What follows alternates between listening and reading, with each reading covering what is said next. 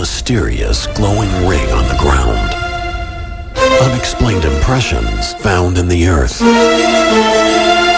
Windshield of a deputy sheriff's squad car smashed. I believe that something extraterrestrial really did happen here.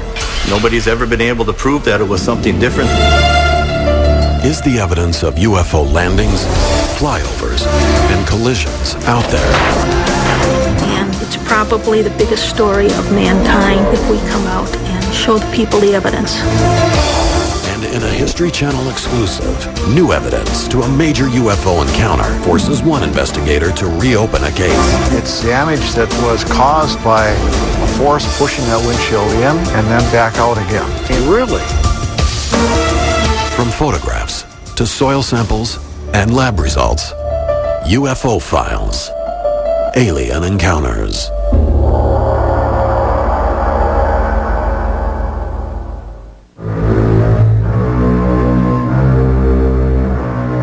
April 6th, 2001, Mount Clemens, Michigan. It seems like a routine drive down a desolate highway. That is, until one woman's nighttime journey goes from mundane to bizarre. And as she was going down the road, she noticed that there was a bright basketball-sized object heading toward her. It appears to be just above the highway surface.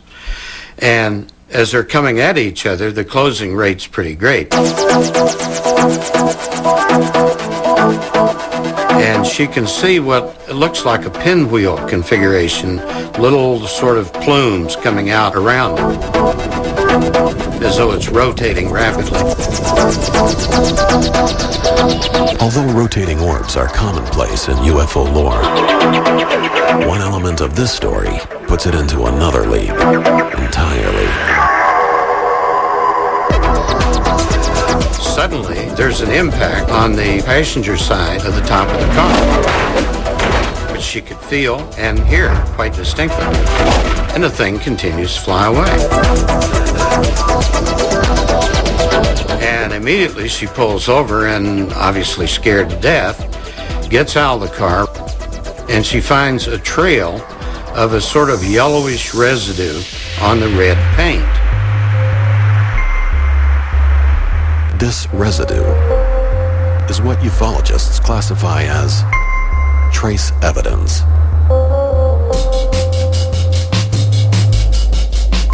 Actually, what we're looking at are the fingerprints of UFOs. This is something that they generate as a solid mass. Whether it's a burn circle, burn ring, vegetation that doesn't grow anymore, whatever. There's a physical effect. It's not just an observation by the eyeballs. Something you can go to after the saucer is left.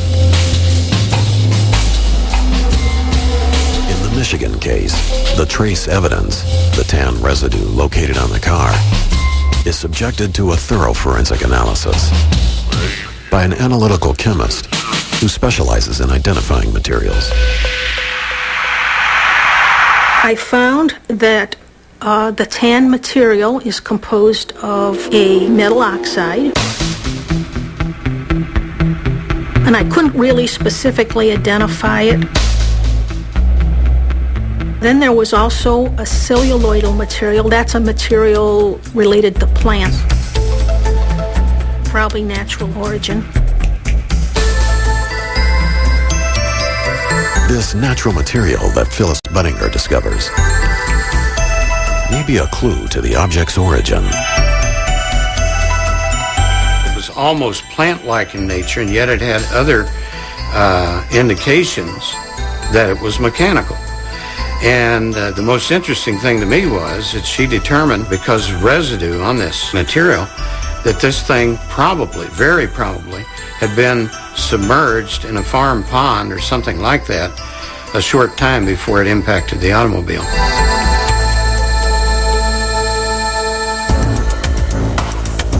Uttinger rules out a small meteor and a foreign object from the road. She further concludes that whatever the object's origin may be, it carried no heat and was of an extremely low mass. It's really a wild guess, but clearly I cannot think of any natural phenomena coming from the sky and leaving the dirt like that and not also causing a lot of damage to the car. So it's truly a mystery. This event is just one of more than 3,000 incidents that have been categorized as trace cases since the 1960s. Despite the ongoing debate between skeptics and believers, trace evidence offers up proof of scientific abnormalities. Abnormalities that have yet to be explained. Today, the UFO community pays tribute to one man for bringing trace cases to the forefront of scientific scrutiny. Northwestern University astronomer and U.S. government UFO consultant, Dr. J. Allen Hynek.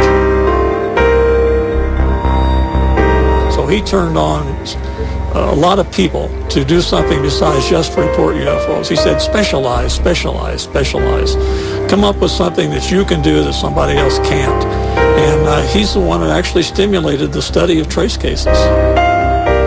Allen Hynek and I, as we went through the years, became very, very good friends. And he believed that so many things were going on that they had to be categorized. And because we were throwing a lot of things into one basket, and you're going all the way from a light in the sky to a landing and little guys.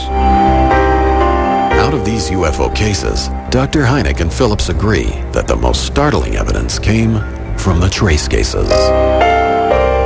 They believe that this scientific evidence could be the key to solving the UFO riddle.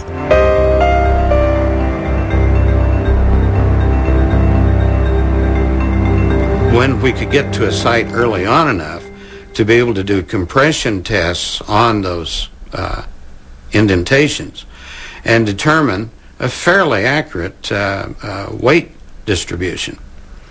And the weights that you would come up with on the egg-shaped objects would be on the order of 14, 15 tons, and the classic disc about 8 to 10 tons.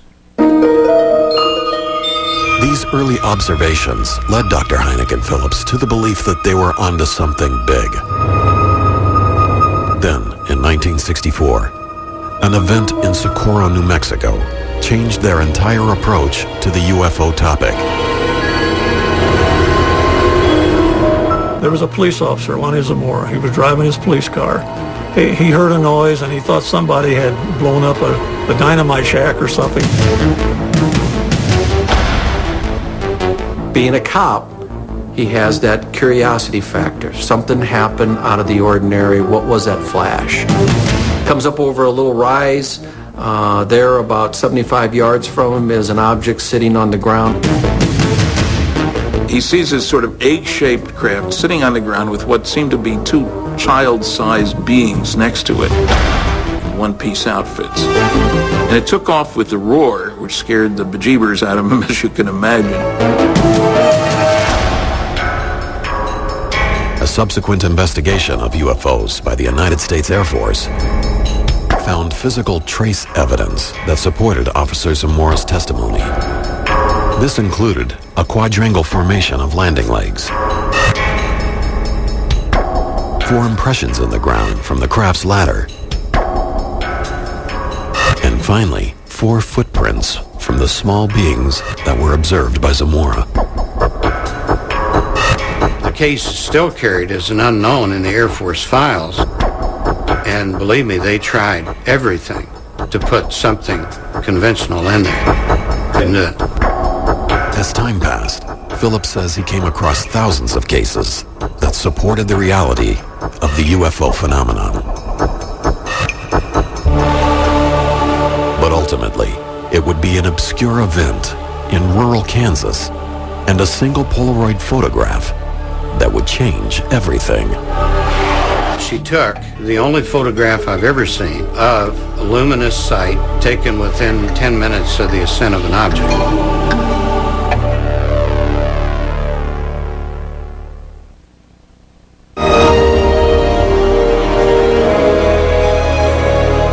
November 2nd, 1971, Delphos, Kansas. 16-year-old Ronnie Johnson begins his chores on a small farm at approximately 6:30 in the evening. What occurs next not only changes Ronnie's life forever, but also influences the researchers of UFO trace cases for more than 3 decades.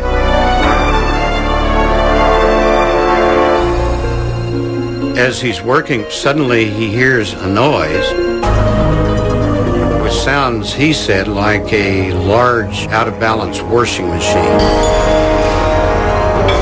It was very loud, and the area lit up.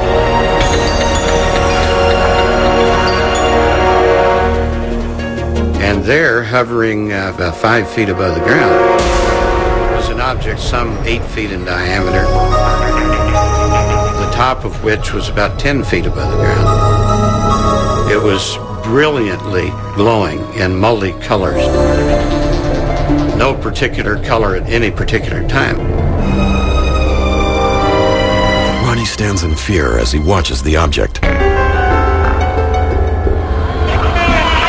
Toward the end of this period, the brightness of the object increased, the sound increased, and the glow at the base of the object increased.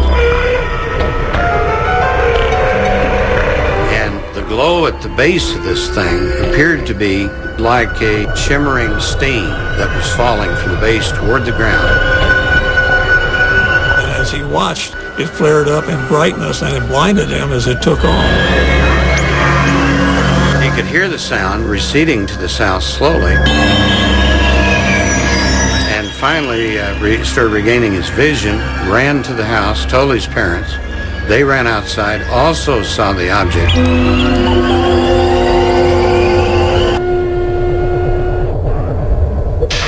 After they observe the object in the sky, the Johnsons walk over to where the young boy had said the craft was hovering. The family is astonished by what they see. They saw this big luminescent ring in the ground and luminescence on the trees nearby. So they ran to the house and they drug out the old Polaroid camera. And it had one image left. And they went out and she took the only photograph I've ever seen of luminous sight taken within 10 minutes of the ascent of an object. This is the actual Polaroid photograph taken by Ronnie's mother, Irma Johnson. After photographing the glowing ring, the family quickly realizes that there is much more to discover. Ron's parents both touched the newly deposited substance that was released by this UFO, and immediately their fingers became numb. Mrs. Johnson touched her leg with her hand, and her leg became numb. Frightened by the physical effect on her body, the family continues to survey the property for additional clues to what could possibly have happened. The only route into this area is around a tree, 7-inch diameter tree, that was lying on the ground. The previous afternoon, the tree was upright and fine. Could this tree have been knocked down by the craft Ronnie witnessed? The Johnson family is left clueless. The next day, Sheriff Ralph Inlow launches an investigation on the property. When the sheriff arrived and he went out into the site, he was the first one to notice a broken tree limb, which was broken 8.5 feet above the ground and initially had projected out over the edge of the ring. So he decided, well, probably this is broken back and downward because of an object or a solid something that went in there. Sheriff Enlow also discovers a mysterious residue inside the ring. And by that point in time, the ground surface of the ring was a pure white crust, very hard. And as shows up in the photograph, its contrast to the soil in the center and the soil around it is remarkable. Perplexed by his findings, Sheriff Enlow bottles soil samples and locks them in his office safe. 4 weeks later, when word reaches Dr. Hynek about the Delphos event, he sends Ted Phillips to investigate. When I arrived at the farm, I talked to the witnesses briefly, and they took me out to the site of the ring, which was a mud bog. And to my amazement, here in this black, wet, sloppy, water-retaining soil was a perfectly outlined ring of snow, unmelted snow, and totally covered, just the ring. And it was an amazing thing to see, so I shot a lot of photos of it. The unmelted snow in the ring is a startling piece of evidence in Phillips's investigation. The ring at the landing site is hydrophobic, or water repellent. Something has affected the soil. Well, this is very significant because the same thing has happened in a lot of cases where UFOs have landed or nearly landed. They have changed the soil and changed the plant life so nothing grows. Phillips approaches Delphos and other UFO trace cases with the same meticulous and detailed method of a crime scene investigator. In a crime scene investigation, the predominant theory is that you cannot walk into a crime scene and leave without taking something with you and or leaving something behind. And it's up to the investigator or the crime scene tech to find out what that was. Same thing holds true in a UFO incident and when you have trace evidence. So the first thing you do is photograph everything before you disturb any part of the crime scene. And so after I had done all the necessary photography, I started laying out lines and getting measurements to get the exact size of the ring.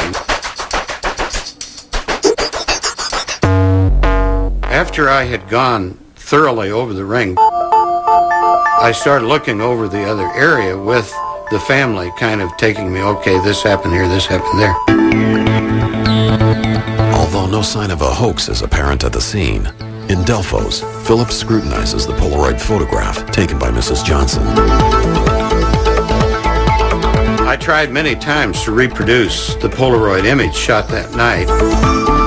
It's just not possible. I've tried everything, and again, using the same camera, the same film, same lighting conditions, with and without flash, and it's just not possible.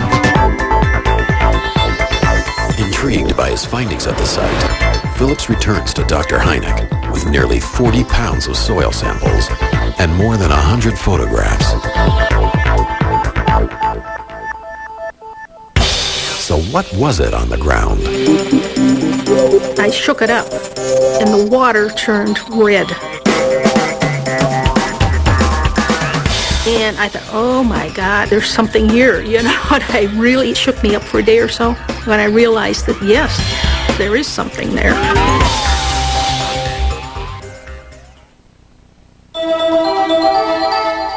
Beginning in the 1960s, Dr. J. Allen Hynek believed that trace cases might be the key to solving the UFO enigma.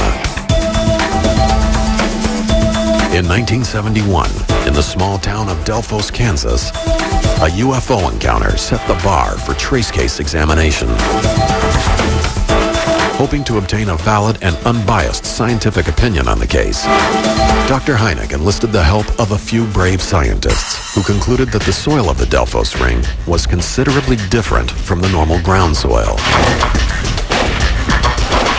But the next breakthrough in the Delphos analysis would not come for more than 20 years, when Ted Phillips met analytical chemist Phyllis Budinger. Inside the scientific world, Budinger's expertise is known as spectroscopy. Spectroscopy is a group of techniques. You can also quantify things in liquids and gases. And each molecule will react differently with the light in giving absorption bands, and the result is a unique spectrum. Much as DNA is unique to each human. To investigators outside the scientific world, simply put, you give Budinger dirt from Delphos, and she will tell you what's in it.